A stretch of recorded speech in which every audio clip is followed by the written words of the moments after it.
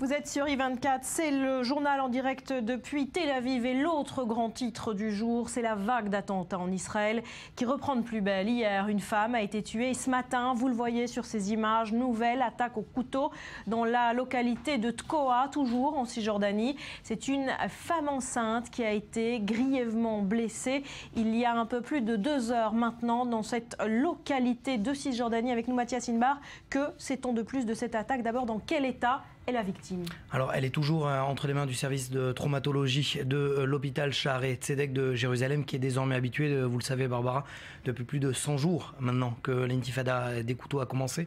Cela s'est passé exactement à la zone industrielle. Ça ne s'est pas passé à l'intérieur de l'implantation, mais bien dans la zone industrielle de Tekoa. C'est à l'extrême sud de Jérusalem. Ça jouxte quasiment le quartier de Har Homa à Jérusalem.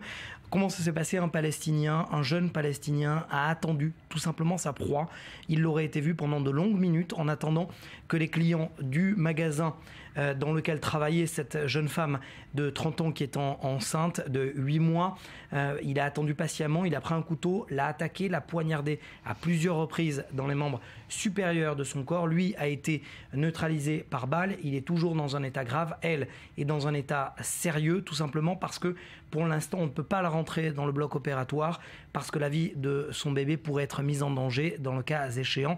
Pour l'instant, elle est dans un état stable. Alors, hasard ou pas, cette jeune femme de 30 ans est la bru du rabbin Frouman, qui était un rabbin pour la paix, qui véhiculait le dialogue entre Israéliens et Palestiniens. Force est de constater, elle aussi d'ailleurs faisait partie de l'initiative de son beau-père.